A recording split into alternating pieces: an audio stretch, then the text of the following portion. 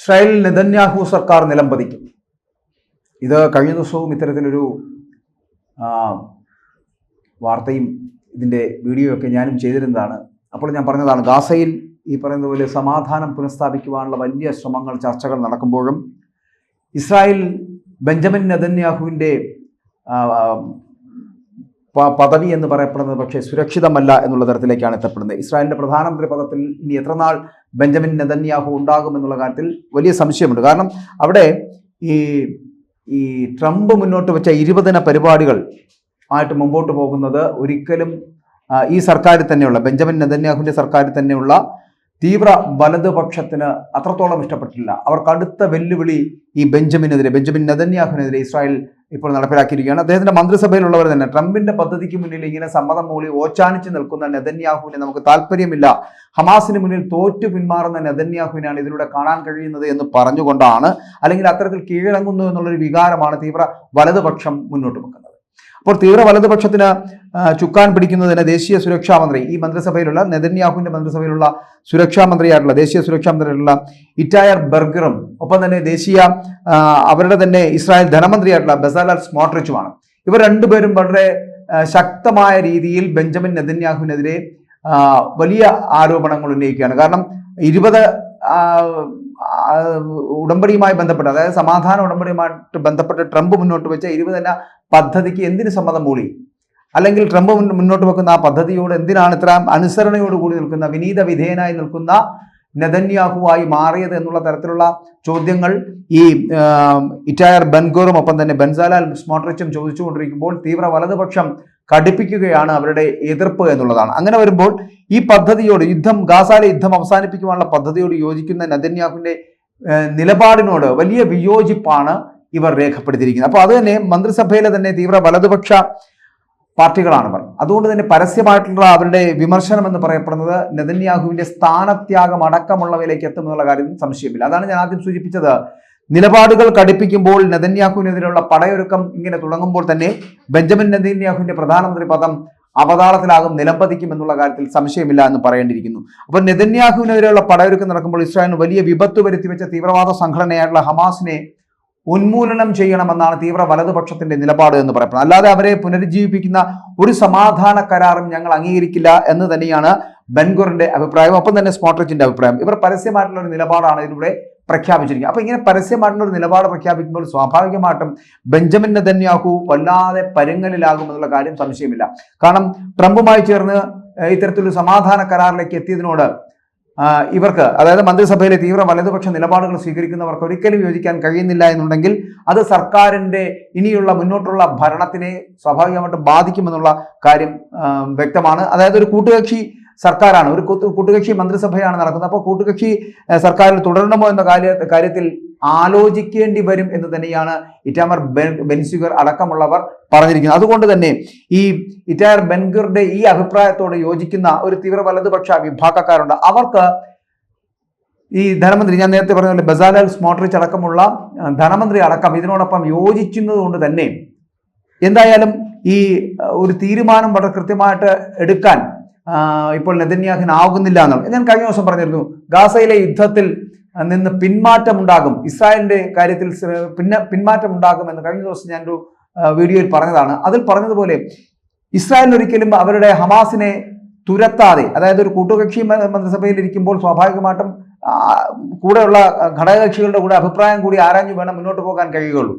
ഇവിടെ ഇപ്പോൾ ഹമാസിനെതിരെ സ്വീകരിച്ചിരിക്കുന്ന നിലപാടിനോട് ബെൻഗൂറിനൊപ്പവും സ്മോട്രിച്ചിനൊപ്പവും വലിയ ഒരു വിഭാഗം ആൾക്കാർ ഉണ്ടാകുന്നതാണ് പറയപ്പെടുന്നത്. അതായത് ഹമാസിനെ തുരത്തുക, നമുക്കറിയാമല്ലോ 2023 ഒക്ടോബർ മാസം 7-ാം തീയതി ഏകദേശം 5000-നും 6000-നും ഇടയ്ക്കുള്ള റോക്കറ്റുകൾ ഇസ്രായേലിലേക്ക് വിക്ഷേപിച്ചുകൊണ്ടാണ് ഹമാസ് യുദ്ധം ആരംഭിച്ചത്. ആ യുദ്ധം ഉണ്ടാക്കി വെച്ച വിപത്ത് എന്ന് പറയപ്പെടുന്ന പലസ്തീനുകളായിട്ടുള്ള ഏകദേശം 68,000-ഓളം പേരുടെ, അത് ഔദ്യോഗിക കണക്കുകളാണ്, അനൗദ്യോഗികമായിട്ട് 1,00,000-ത്തിലധികം പേരും അത്തരത്തിൽ മരണപ്പെട്ടു പോയവർ എന്ന് പറയപ്പെടുന്നത്. ഒരു ജീവൻ പോലും വളരെ വില കൂടിയതാണ് എന്ന് നമ്മൾ കരുതുമ്പോഴും 1,00,000-ഓളം പേരുടെ ജീവൻ പോയിട്ടും ഇവർക്കൊന്നും യുദ്ധം അവസാനിപ്പിക്കാൻ കഴിയുന്നില്ല എന്നുണ്ടെങ്കിൽ ഇതിന് പിന്നിൽ എന്ത് നിലപാടാണ് ഉള്ളത് എന്നുള്ളതാണ്. അപ്പോൾ ഹമാസ് യുദ്ധം അവസാനിപ്പിക്കുന്നതന്നെ ഹമാസിന് ഇനി ഒരു യുദ്ധം ചെയ്യാനുള്ള സാമ്പത്തിക സ്ഥിതിയില്ല, അല്ലെങ്കിൽ തന്നെ അതിനുള്ള യുദ്ധ സന്നാഹങ്ങളില്ല. ഇതുള്ളത് തന്നെ ഹമാസ് തിരികെ പോകുമെന്നുള്ള കാര്യത്തിൽ സംശയമില്ല. പക്ഷേ ഇസ്രായേൽ എന്ന് പറയപ്പെടുന്നത് അങ്ങനെയല്ല. ഇസ്രായേലിന് ഏത് തരത്തിലുള്ള യുദ്ധം ചെയ്യുവാനുള്ള കരുത്തുണ്ട് എന്നുള്ളതാണ്.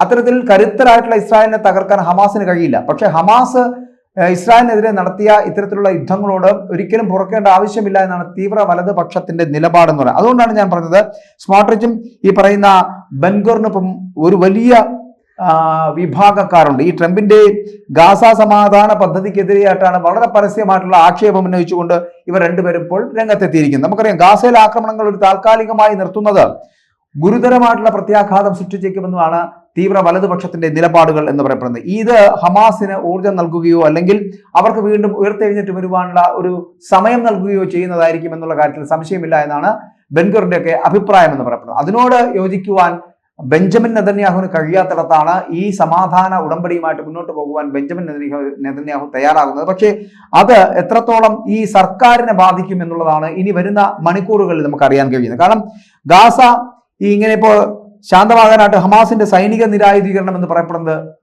അത് ഉറപ്പാക്കുകയാണ് ഇവരുടെ ലക്ഷ്യമെന്ന് പറയുന്നത്. പക്ഷെ അത് ചെയ്യണം, അതിനെയാണ് ഇസ്രായേൽ ശ്രമിക്കേണ്ടത്. അല്ലാതെ പകരം ഇവരോടൊപ്പം ചേർന്ന് നിന്നുകൊണ്ട് യുദ്ധത്തിന്റെ സമാധാന കരാറുണ്ടാക്കി രണ്ടുപേരും രണ്ട് പക്ഷത്തേക്ക് പോകാമെന്ന് കരുതുന്നതിനപ്പുറം ഒരു നിരായുധീകരണത്തിൽ ഹമാസിന്റെ ആയുധ നിരായുധീകരണത്തിലേക്ക് എത്തപ്പെടേണ്ടതാണ് എന്നാണ് തീവ്ര വലതുപക്ഷത്തിന്റെ നിലപാട് എന്ന് പറയപ്പെടുന്നത്. അപ്പോൾ ഇത്തരത്തിലുള്ള നിലപാടുകൾ ഉണ്ടായാൽ മാത്രമേ ഇസ്രായേലിന്റെ മേൽക്കൈ എന്ന് പറയപ്പെടുന്നത് നിലനിൽക്കുകയുള്ളൂ എന്നുള്ള വലിയ ആശങ്ക അതുകൂടി ഇവർക്കുണ്ട് എന്നുള്ളതാണ്. അതുകൊണ്ട് അത് പോയി കഴിയാൻ അങ്ങനെ ഒരു സംവിധാനത്തിലേക്ക് പോകുന്നതിനോട് ബെൻഗുറിനോ അല്ലെങ്കിൽ സ്മോട്രിച്ചിനോ ഒന്നും യാതൊരു തരത്തിലുള്ള താല്പര്യവുമില്ല.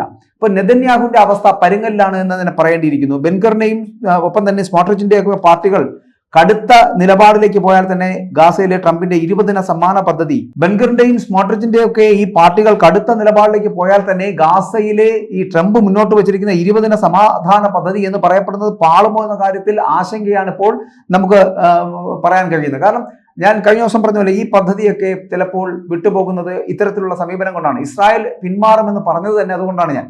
കാരണം ഇസ്രായേലിലെ ഇത്തരത്തിലുള്ള തീവ്ര വലതുപക്ഷ നിലപാടുകൾ എന്ന് പറയപ്പെടുന്ന ഹമാസിനെ തകർക്കുക എന്നത് മാത്രമാണ് അവർ ലക്ഷ്യമിടുന്നത്. അപ്പോൾ അതിൽ നിന്ന് ഒരു പടി പിന്നോട്ട് പോകാൻ അവർ തയ്യാറല്ലാത്ത സാഹചര്യത്തിൽ 20 ദിന സമാധാന കരാറ് നെതന്യാഹു ഉണ്ടാക്കി അല്ലെങ്കിൽ നെതന്യാഹു അതിനകത്ത് ഒപ്പുവെച്ചാൽ പോലും അത് അംഗീകരിക്കുവാൻ ഈ കൂട്ടുകക്ഷികൾ തയ്യാറാകുന്നില്ല എന്നുണ്ടെങ്കിൽ സമാധാനം പുനഃസ്ഥാപിക്കാൻ കഴിയില്ല എന്നുള്ളത് തന്നെയാണ്. അപ്പോൾ നെതന്യാഹു സർക്കാരിന്റെ പതനത്തിലേക്കാണ് കാര്യങ്ങൾ പോകുന്നത് എന്ന് പറയേണ്ടിയിരിക്കുന്നു. ഇസ്രായേൽ പാർലമെന്റിൽ നമുക്കറിയാം ഒറ്റയ്ക്ക് ഭൂരിപക്ഷം ഇല്ലാത്ത ഒരു പ്രധാനമന്ത്രിയാണ് ബെഞ്ചമിൻ നെതന്യാഹു എന്ന് പറയപ്പെടുന്നത്. സഖ്യകക്ഷികളുടെ പിന്തുണയിൽ തന്നെയാണ് ഇപ്പോഴും ഭരണം തുടർന്നുകൊണ്ടിരിക്കുന്നത് എന്നുള്ളതാണ്. അവിടെ ഏകദേശം 120 സീറ്റുകളിൽ 14 അംഗങ്ങളുടെ സ്മോട്രിച്ചിന്റെയും 13 എംപിമാരുള്ള ബെൻഗുറിന്റെയൊക്കെ പാർട്ടികൾ അവരുടെ പിന്തുണ പിൻവലിച്ചു കഴിഞ്ഞാൽ നെതന്യാഹു സർക്കാരിന്റെ പതനം എന്ന് പറയപ്പെടുന്നത് ഉറപ്പായിട്ടും സംഭവിക്കാവുന്നതാണ്. അതായത് 2026 ഒക്ടോബർ 26 വരെ കാലാവധിയുള്ള നെതന്യാഹു സർക്കാരിനെ സംബന്ധിച്ചിടത്തോളം ഇത് ചിലപ്പോൾ ഒരു വലിയ വെല്ലുവിളിയാണ് എന്ന് പറയേണ്ടിയിരിക്കുന്നു. ഇതിനിടെയാണ് നിലവിലെ പ്രതിപക്ഷ നേതാവും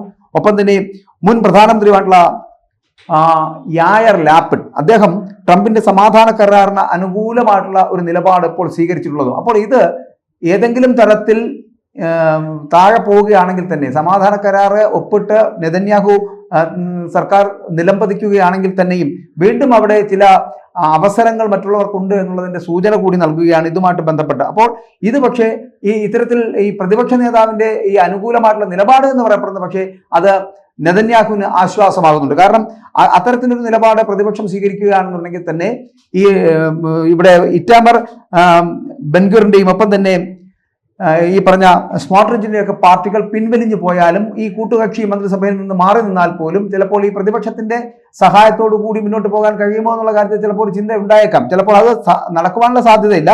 പക്ഷേ അതൊരു സമാധാനമായിട്ട് നെതന്യാഹു ഇപ്പോൾ കരുതുന്നുണ്ട്. കാരണം ഈ സമാധാന പദ്ധതിയുമായിട്ട് അങ്ങനെ മുന്നോട്ട് പോകുവാനാണെങ്കിൽ സർക്കാരിനെ താൽക്കാലികമായിട്ട് വേണമെങ്കിൽ അവർക്ക് പിന്തുണയ്ക്കുവാനുള്ള ഒരു സാഹചര്യം ഉണ്ടാകുമെന്ന് നെതന്യാഹു ആശിക്കുന്നുണ്ട്. അത്തരത്തിലൊരു വാഗ്ദാനവും ഈ പ്രതിപക്ഷ പാർട്ടികൾ നെതന്യാഹുവിന് ചെയ്തിട്ടുണ്ട്. അതുകൊണ്ട് തന്നെ പക്ഷെ അധികം വൈകാതെ തെരഞ്ഞെടുപ്പ് പ്രഖ്യാപിക്കേണ്ടി വരും. കാരണം ഈ 2026 ഇവരുടെ കാലാവധി പൂർത്തിയാക്കുന്നത്. അതിനു മുൻപ് തന്നെ ഏറെ മുൻപ് തന്നെ തെരഞ്ഞെടുപ്പ് പ്രഖ്യാപനം നടത്തേണ്ടി വരും എന്ന നിബന്ധന കൂടി ഈ ലാപ്പിഡ്, അതായത് പ്രതിപക്ഷ ലാപ്പിഡ് മുന്നോട്ട് വയ്ക്കുന്നു.